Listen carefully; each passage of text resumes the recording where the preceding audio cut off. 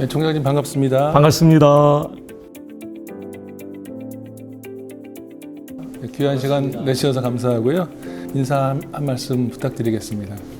청신을 사랑해 주시는 전국교회 목회자 그리고 장로님들 그리고 기독신문의 구독자 또 CTV를 통해 교계의 소식을 청회의 소식을 보고 계시는 모든 분들께 청신을 사랑해 주셔서 감사하다는 인사 올립니다. 어느덧 총장님께서 총신대 22대 총장으로 부임하신 지가 3년이 지났습니다. 어떤 감회가 있으신지 말씀해 주십시오. 그동안 청신은 참 마음이 아픈 일이 많았습니다. 학내 사태로 학우들이 제대로 공부를 못하고 교수님들과 직원 선생님들이 고통받고 동문들도 가슴 아파했던 그러면서 기도하고 측면에서 학교를 도와준 일이 있었는데요.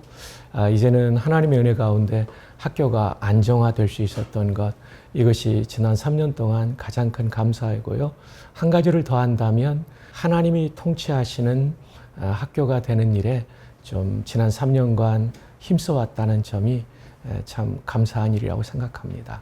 하나님께서 통치하신 학교가 되기 위해서 어떤 것들이 좀 변화가 있었는가요? 가장 중요한 것은 새벽 기도와 채플에 하나님의 은혜를 받는 것이죠. 예배를 통하여 하나님을 경험하고 하나님의 뜻을 재발견하고 순종하는 것이 총장을 비롯한 모든 구성원들이 하나님의 통치를 받는 일이죠. 이를 위해서 저도 새벽 기도부터 참여하고 채플에도 힘써 참여하고 가능하면 총장이 목회자의 경험이 있기 때문에 채플 설교를 많이 하면서 하나님의 통치를 강조하는 말씀을 많이 전해왔습니다. 아울러서 제가 인사권을 행할 때 총장의 생각보다 하나님이 기뻐하시는 뜻이 무엇일까를 생각하고 설득하고 대화하면서 이끌어왔다고 생각합니다.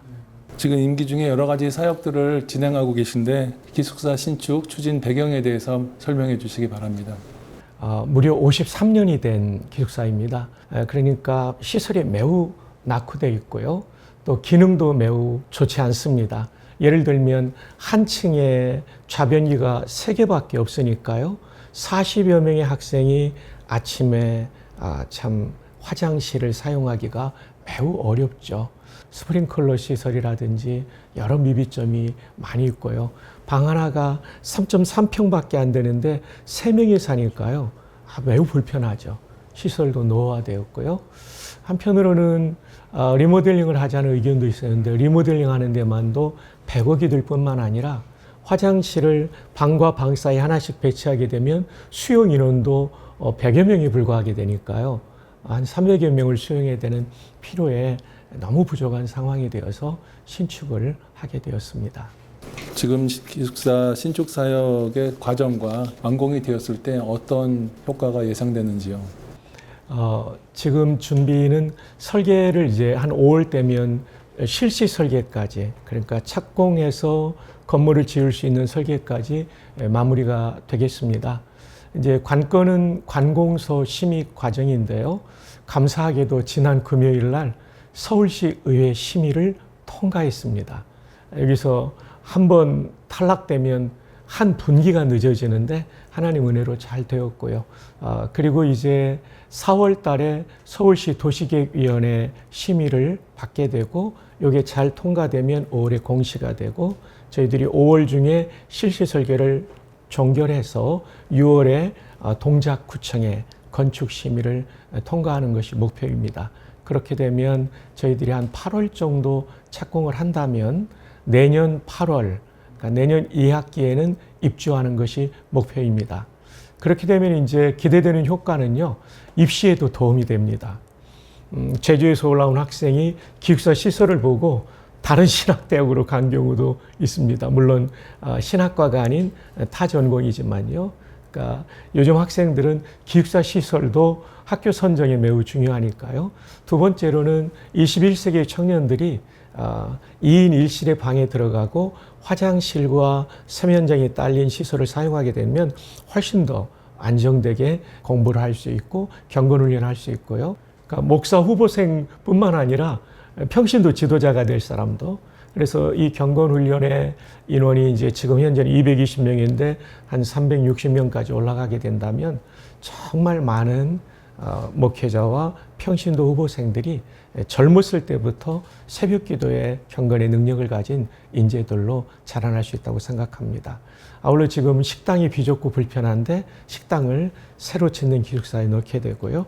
정성구 박사님이 기증하신 4,600점의 AD 4세기부터의 모든 자료들, 총신에 관련된 자료도 많습니다.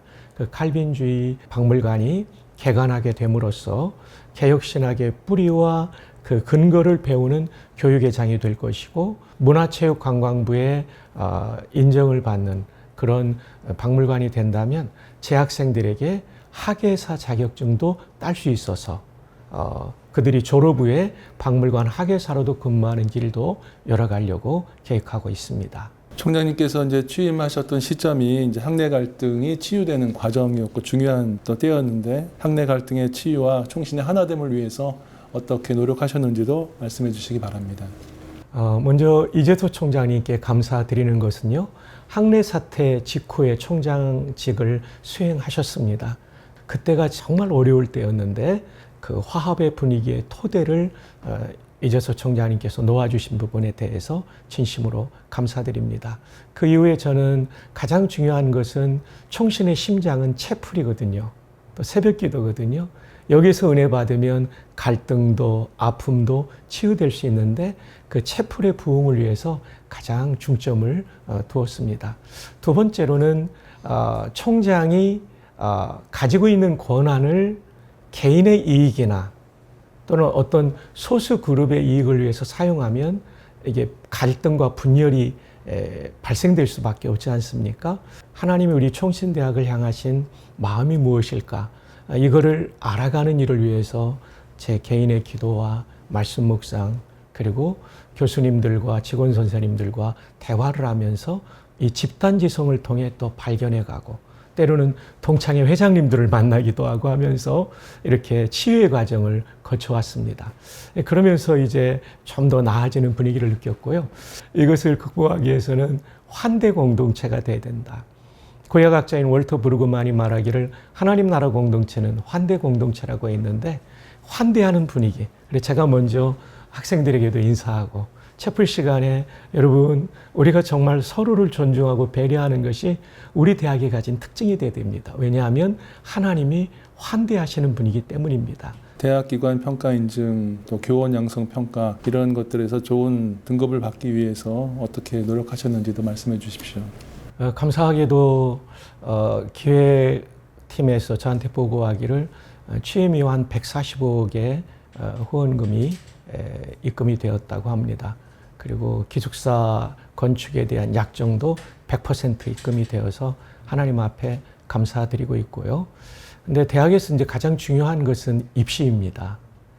대학 과정은 입시율이 전에도 좋았고 지금도 좋은데 감사한 것은 지난 3년간 계속 상승하고 있다는 것이 감사하고요. 문제는 이제 신학대학원이었는데요. 제가 취임 전 50명이 신입생 미달이 되었었습니다. 네, 감사하게도 지난 3년간 정원을 채웠고 올해는 20명을 더 추가로 뽑을 수 있었습니다. 그 이유는 과거에 393명이었는데 채우지 못해서 343명으로 낮추었는데 그 남은 50명은 다른 석사 과정을 만들었거든요. 근데 제가 취임 후 이 두 과정을 가변적으로 운영해서 목회학 석사 과정이 더 오면 더 뽑자. 왜냐하면 목회학 석사 과정이 목사 만드는 것이기 때문에 한 사람이라도 더 뽑아야 돼서 그렇게 하자고 했는데 올해 마침 20여 명을 더 뽑게 된 것 하나님의 은혜입니다.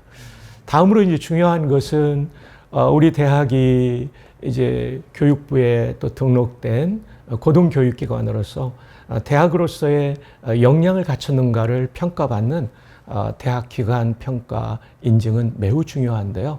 조건부 인증을 받았던 것을 이번엔 완전 인증을 받게 된 것이 감사하죠. 그것과 더불어서 완전 인증을 받을 때 혁신 사업에 참여할 수 있는데 그것이 마침 선정이 되어서 뭐 다른 대학에 비해서는 적지만 총신 역사상으로는 처음으로 7억 8천을 받은 것도 감사한 일이고요. 그 다음에 우리에게는 중고등학교 유치원 교사가 되는 사범학부가 있습니다. 기독교 교육, 역사 교육, 영어 교육, 유아 교육인데요. 이게 3, 4년마다 평가를 받습니다. 이 학교가 교사를 양성하기에 충분한 준비가 되었는가를 평가하는 것인데요. 최초로 4개 학과가 A등급을 받았습니다. 이런 어려운 상황 가운데 A등급을 받은 것은 실로 하나님의 은혜가 아닐 수 없고요. 그리고 이 군목시험이 매우 중요하거든요. 3년 연속 최다 합격자를 배출하고 있어서 또 하나님께 감사하고 또 하나는 교사 임용고시인데요. 올해 최고 많이 됐습니다. 29명인 줄 알았는데 수년 전에 졸업한 학생이 또 합격해서 총 30명이나 되는 쾌거를 이루었죠. 이런 좋은 열매가 있게 된 것은 하나님의 은혜입니다. 총장님 취임 당시에 경건, 교육, 연구, 사회공헌 중심의 융복합 인재 양성이라는 4대 비전을 제시하셨는데요. 이 비전들은 어떻게 성취하고 계신지 말씀해 주십시오. 예, 여러 면에서 아직도 좀 아쉬운 점이 있는 건 사실입니다만은 융복합의 핵심은 다른 대학과 달리 총신은 채플이라고 저는 봅니다.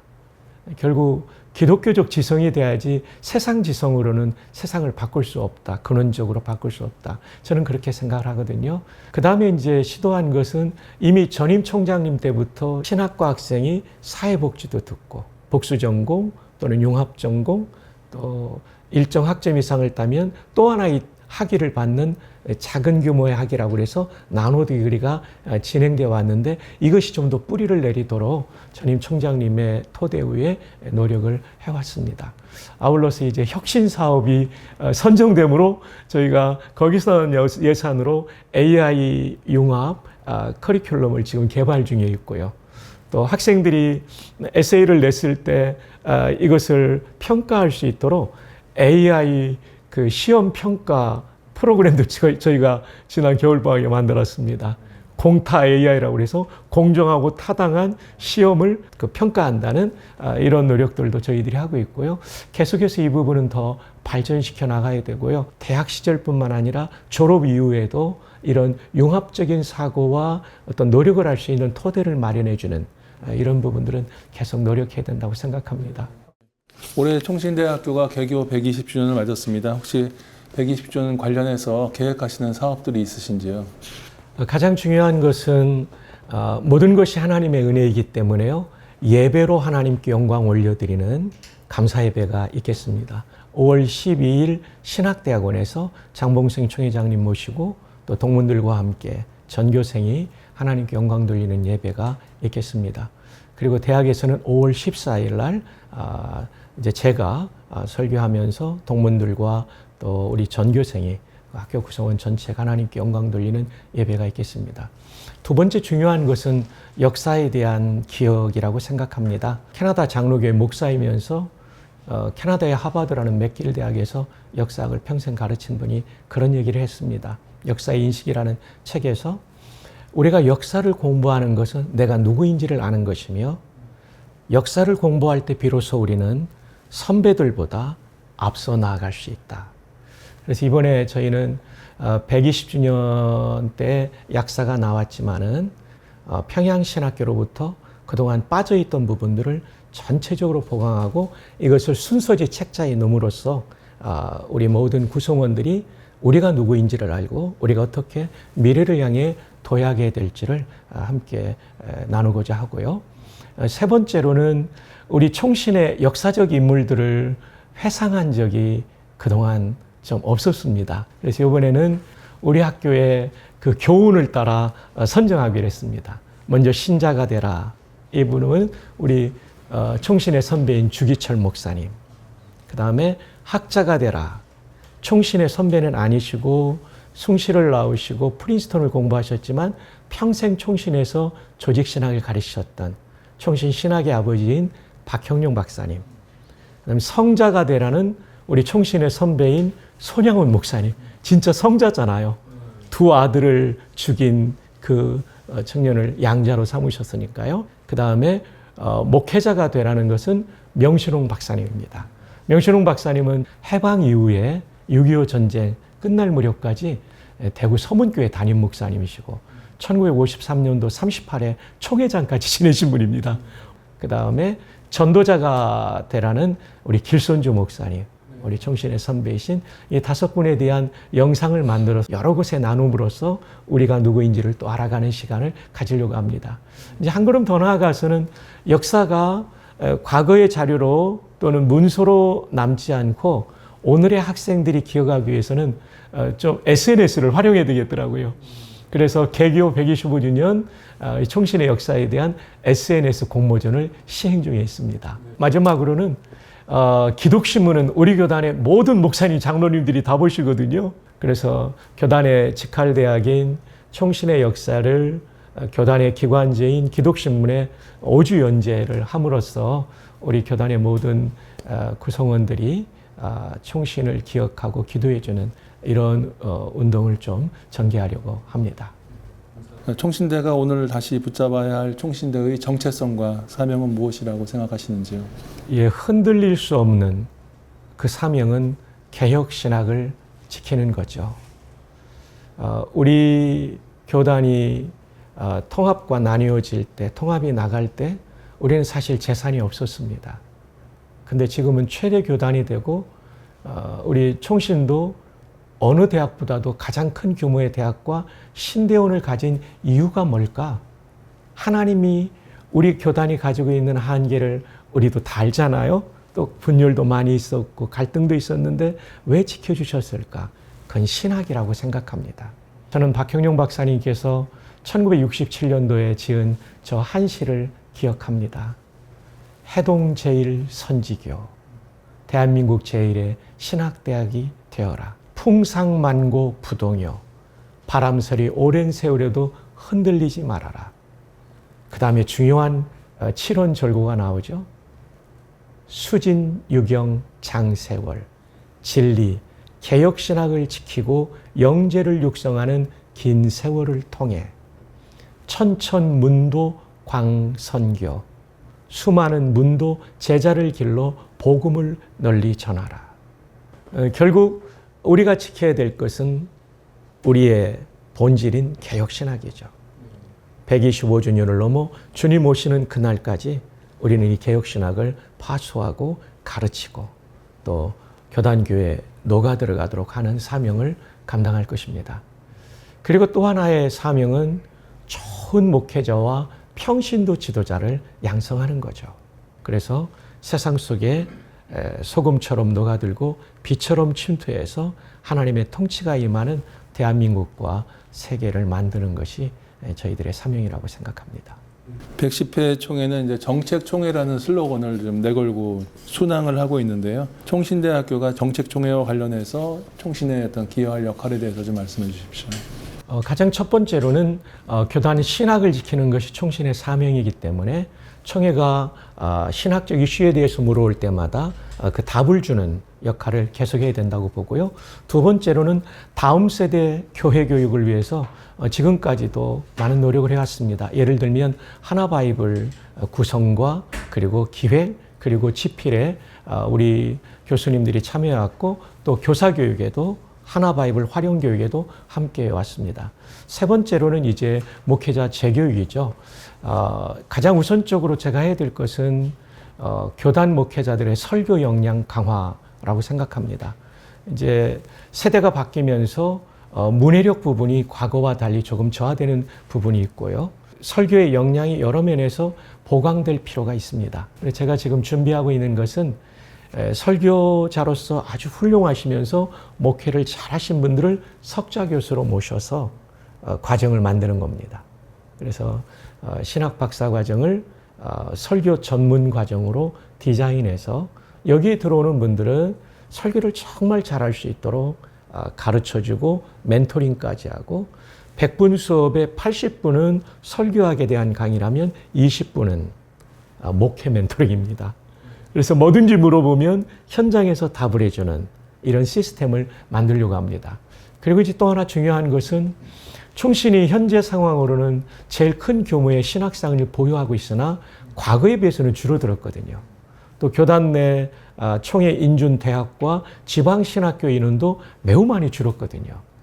이것을 다시 돌리기는 학령 인구 감소와 맞물려서 쉽지 않거든요. 저희 목표는 적어도 현재 인원은 사수한다. 이건 낙동강 방어선이다.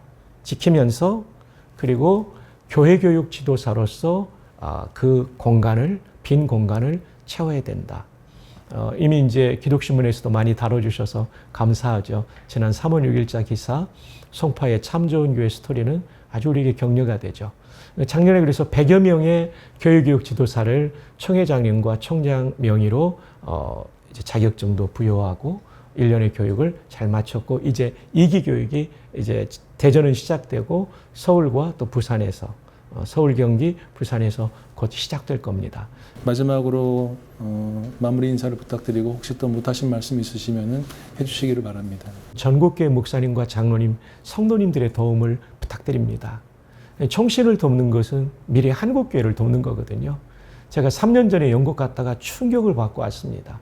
영국 목사님 한 분이 담임 목사 자원이 부족해서 세계교회를 담임하고 있는 겁니다. 이 이유는 신학교가 죽으니까 다음은 교회가 죽는 거거든요. 총신을 살리는 것은 미래 교회를 살리는 일에 매우 중요한 일이고 방송을 보시는 분, 또 이 기사를 읽는 분들의 손자, 손녀 시대 때 좋은 담임 목사님 준비하는 겁니다. 그럼 어떻게 도와야 될까요?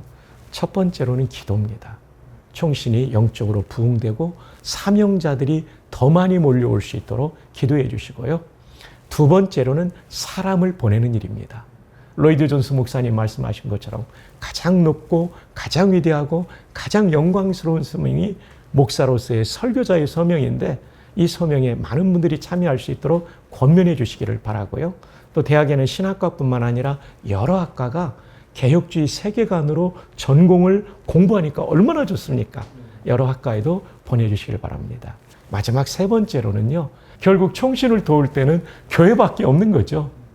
그래서 교회 안에서 총신을 재정적으로 후원할 수 있도록 총장과 보직 교수나 우리 교수들을 초청해서 총신사랑주의를 실시함으로써 1,000원부터 10,000원까지 해주시면 10,000원 회원이 10만 명만 되면 연간 120억 후원으로서 장학금도 더 주고 또 자꾸 노후화되는 여러 시설도 개선할 수 있겠습니다.